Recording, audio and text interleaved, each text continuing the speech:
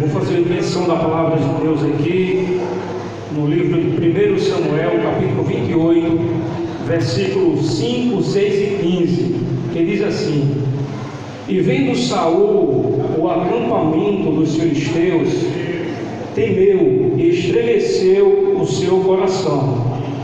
E consultou Saul ao Senhor, porém o Senhor não lhe respondeu, nem por sonhos, nem por Urim, nem por profetas. Versículo 15. Disse Samuel a Saul: Por que me inquietaste, fazendo-me subir? Então disse Saul: Muito angustiado estou, porque os filisteus guerreiam contra mim, e Deus se tem desviado de mim, de modo que já não me responde mais. Por isso te chamei a ti, para que me faças saber o que hei de fazer. Em outras traduções vai dizer: para que me aconselhes. Em outras traduções vai dizer: para que me sejas por conselheiro. E tem uma outra tradução que vai dizer assim: para que me ajudes a tomar a melhor decisão. Amados, nos minutos que nos foi confiado, eu gostaria de tratar da seguinte temática: quando Deus não responde.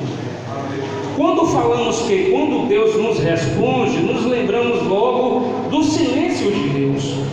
Busquei eu a palavra, o significado da palavra silêncio, e encontrei alguns significados como falta de comunicação, ausência de diálogo, ausência de resposta, interrupção por correspondência, estado de quem se cala ou resposta sem fala oral. Por que resposta sem fala oral? Porque o silêncio, ele já é uma resposta, seja negativa ou positivamente. O silêncio, ele já é uma resposta. Estive em um desses dias fazendo uma prova de 50 minutos, e o monitor, o aplicador daquela prova, foi para o final da sala, e enquanto eu estava fazendo aquela prova, eu me incomodei com o silêncio daquele professor, daquela pessoa que estava aplicando a prova. E eu curioso para saber se aquele professor, se aquela pessoa ainda estava na sala ali, eu olhei com a minha visão periférica e percebi que o professor, o aplicador da prova, estava no fundo da sala. E quando eu o vi, eu tive a certeza que o professor estava na sala. Apesar do silêncio do professor, ele estava na sala. Da mesma forma é Deus conosco. O fato de Deus estar em silêncio não significa que Ele te abandonou. Ele está com você. Não significa que Deus nos abandonou, querido. E eu aprendo uma coisa: nunca permita que a ausência imediata de uma resposta te leve a duvidar do cuidado e da soberania de Deus na sua vida. Nunca permita que a ausência de uma resposta imediata te leve a duvidar do cuidado de Deus na tua vida. A palavra de Deus diz que Deus cuida dos seus servos até enquanto dormimos. A palavra de Deus diz que Deus criou o povo no deserto, e por 40 anos os seus calçados não envelheciam, as suas roupas não apodreciam. Por quê? Pelo fato de Deus estar cuidando do seu povo. Não duvide de Deus diante da ausência de uma resposta imediata. Daniel capítulo 10, versículo 12, o anjo chega para Daniel e diz assim: Daniel, homem muito desejado, não temas, porque desde o primeiro dia em que aplicaste o teu coração diante de Deus para compreender as coisas dos últimos tempos e a humilhar-te perante o teu Deus, são ouvidas as tuas palavras, e vim eu, Daniel, por causa das tuas palavras. Daniel esperou 21 dias. E quando se fez 21 dias, o anjo chegou para entregar a resposta a Daniel. Mas talvez mesmo assim, querido, eu não sei quantos dias faz que você tem perguntado algo a Deus e ainda não tem obtido a resposta. Mas fica tranquilo, não é só você não. O salmista do Salmo 10, versículo 1, ele diz assim: Senhor, por que te conservas longe? e te escondes e se mantém distante de mim nos tempos de dificuldade. No Salmo 69, o salmista também diz: Senhor, eu estou cansado de clamar, eu espero por resposta. No Salmo 70, o salmista vai dizer assim: Senhor, apressa-te, pedindo para Deus se apressar, irmão. A Bíblia diz que Deus nem sequer tosqueneja os olhos, Deus não dorme, Ele chega na hora certa. O salmista no Salmo 83, ele vai dizer assim: Senhor, por que o Senhor se mantém distante nos tempos de angústia? Porque o Senhor está em silêncio.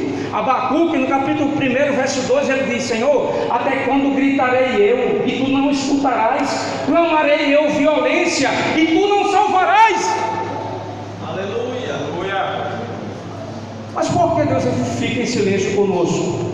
Há inúmeras razões, mas uma delas é: Deus fica em silêncio conosco quando estamos em pecado.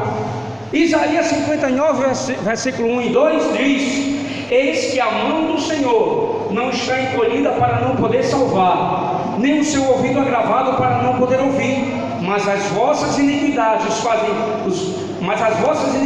fazem separação entre vós e o vosso Deus, e encobre o seu rosto de vós para que não vos ouça. O texto que lemos aqui, 1 Samuel capítulo 28, versículos 5, 6 e 15, trata do personagem Saul. Saul foi o primeiro rei de Israel. Saul foi escolhido por Deus, não foi escolhido por homem. Mas Saul não soube aproveitar as oportunidades que Deus deu para ele. Tem uma mensagem que Deus colocou no nosso coração. Qualquer dia nós pregamos aqui. O tema da mensagem é contabilizando as perdas de Saul. E Saul perdeu muita coisa. O problema de Saul era a desobediência. 1 Samuel capítulo 13 e 1 Samuel capítulo 15 mostra que Samuel era desobediente ao Senhor. Capítulo 13, os filisteus estavam novamente contra Saul, e Saul devia esperar o profeta Samuel para realizar o sacrifício. Mas quando chega no 7º dia, Saul não espera mais, e ele se coloca no lugar do profeta. Não se coloque no lugar que Deus não te chamou, querido.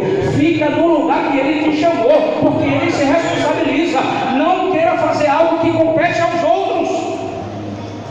Capítulo 15, Saul recebe uma ordem para matar todo o povo amalequita, inclusive o rei. Mas Saul e o povo colocam olho grande no despojo. O que é despojo? Recompensa da guerra. E não quer deixar o despojo de lado. Fazendo assim, poupa ao despojo e poupa ao rei amalequita, desobedecendo a voz do Senhor, porque o Senhor tinha dito através de Samuel para matar todo o povo, inclusive o rei. Mas Samuel novamente se rebela contra o Senhor, ao ponto de que quando Saul vai orar por Samuel, porque a Bíblia diz que Saul teve dó, Samuel teve dó de Saul, e Deus disse para Samuel bem assim: Samuel, não ore mais por Saul, não tenha dó dele, porque eu rejeitei e já tenho escolhido um outro para ser rei do meu povo. Quando Jeremias ia orar pelo povo, Deus chegou para Jeremias e disse: Jeremias, não ora mais por este povo, porque eu não vou escutar mais a oração deste povo, pois os seus pecados têm subido até mim. Lembra de Davi? Quando peca com Betseba, a Bíblia diz que o primeiro filho de Davi com Betseba, ele não nasce, ele nasce e morre. Por quê? Porque Deus perdoou Davi, mas a semeadura Davi ia colher. E Davi passa a noite toda orando, deitado, pedindo a Deus para que Deus não tirasse a vida do seu filho. E os seus servos chegaram para Davi tristes, e Davi disse: morreu a criança? Os servos disseram: sim, morreu, ó rei. Davi se levantou, tomou banho, se alimentou. Os seus servos olhou para ele e disse: a criança estando à beira da morte, tu jejuavas e orava, a criança morrendo, tu entras em júbilo. Davi disse: ela estando ainda viva, poderia eu fazer com que o meu Deus tivesse piedade de mim e desse vida à criança, mas morrendo ela agora, o que eu posso fazer? Aleluia! Lembra de Acã, quando roubou a capa babilônica, a prata e ouro? A Bíblia diz que o povo de Deus, no capítulo 6, venceu uma grande guerra. A cidade de Jericó foi tomada pelo povo de Deus de forma milagrosa, chuva de pedra aconteceu. Mas a Bíblia diz no capítulo 7, capítulo 8, o povo de Deus vai guerrear agora contra uma cidade chamada Ai, uma cidade pequena, e Josué diz assim: olha, a cidade é tão insignificante que manda só 2.000 ou 3.000 homens, tá bom? Dá conta. E a Bíblia diz que o povo de Deus sofreu uma grande derrota, porque ele estava em pecado. Deus não ouviu.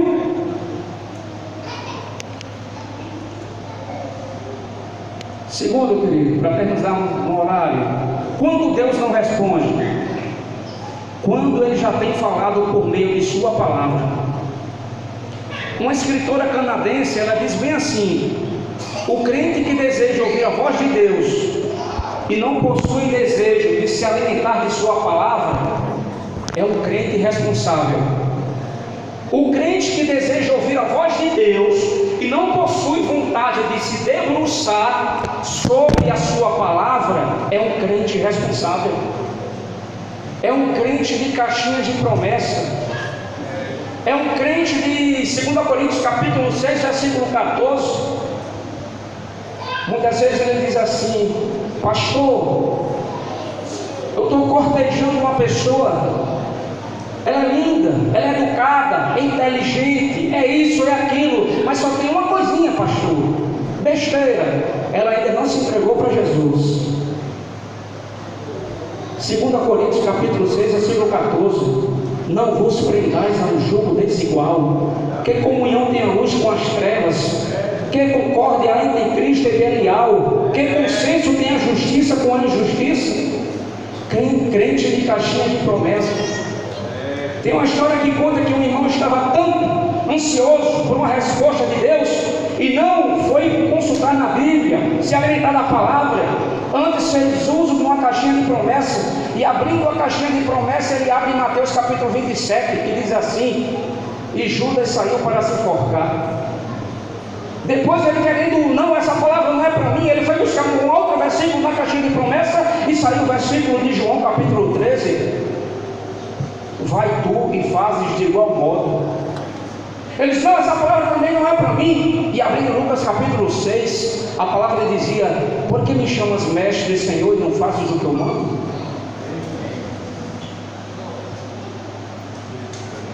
Cristão não é para viver de caixinha de promessa. Cristão é para viver a palavra. A palavra. A palavra é que alimenta, a palavra é que sustenta, a palavra é que transforma, a palavra é que restaura. E para terminar, querido, quando Deus não responde, quando Ele já tem agido por trás dos bastidores. Lembra do livro de Esther?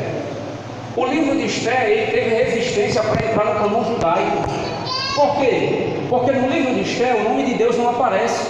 No livro de Esther, não há um versículo do Novo Testamento que fale deste livro. No livro de Esther não há citação de profeta, sacerdote e anjo. No livro de Esther só há uma palavra espiritual: jejum. Mas no livro de Esther é um dos livros que mais mostra o agir de Deus por trás dos bastidores. Capítulo 3, versículo 1 em diante: Amã se torna primeiro-ministro e cria ódio de Mardoqueu. Capítulo 4, Amã faz um edito para matar todos os judeus, inclusive Mardoqueu. Capítulo 5, Amã constrói uma forca, incentivado por sua esposa, de 22 metros para enforcar Mardoqueu. Mas no capítulo 1, versículo 12, Deus já começa a trabalhar. Capítulo 1, versículo 12, a Bíblia diz que Vasti comete um erro grotesco e não recusa o convite do rei para se apresentar no palácio. Capítulo 2, versículo 17, a Bíblia diz que Deus coloca Esther como rainha. Ele tira para colocar, o Deus que tira para colocar. No capítulo 2, versículo 21 e 23, a Bíblia diz que Mardoqueu houve um complô de Bigtã e Teres contra a vida do rei. Mardoqueu houve, conta para Esther, Esther contra para o rei Assuero, e aqueles dois homens são mortos e o rei Assuero vive. Mas no capítulo 6, versículo 1, a Bíblia diz assim: olha, e fugiu o sono do rei. Quando o sono do rei fugiu e o rei não conseguia dormir, Amã vem no pátio do palácio contente para pedir a cabeça de Mardoqueu para enforcá-lo. O rei ouve um barulho e diz assim: quem é que está aí? Alguém diz: é Amã. Manda ele vir para cá. Amã, eu tenho proposto um negócio aqui, olha. Eu li nas crônicas dos reis de Pérsia, e a crônica diz que um homem me ajudou, impediu que eu fosse morto, mas eu não fiz nada por ele. O que é que eu tenho que fazer para agradar um homem? Aí Amã diz: eu acho que sou eu acho que o rei quer me agradar. Rei, faça o seguinte: sabe aquela veste real que o Senhor usa só no dia 7 de setembro? Coloca nesse homem. Sabe aquele cavalo real que o Senhor desfila só no dia 7 de setembro? Coloca nesse homem também. Senhor, pega a pessoa mais importante do teu reinado, coloca no cabresto desse cavalo, coloca ele andando pelas praças, coloca o homem que o Senhor quer honrar em cima do cavalo e pede para ele falar bem assim: olha, assim faz o homem ao quem um rei se agrada, assim faz o homem a quem o rei se agrada. Aleluia! É assim que Deus faz, querido. E quando Deus responde, o milagre acontece. Quando Deus responde, há livramento. Deus está conosco, amados. Deus está atento a cada pedido dos seus servos. Não ache que Deus se esqueceu de você. Não ache que a tua oração não está sendo ouvida. Desde o primeiro dia, Deus ouviu a oração de Daniel, e assim também está sendo com você. Amém? Fique com essa palavra em nome de Jesus.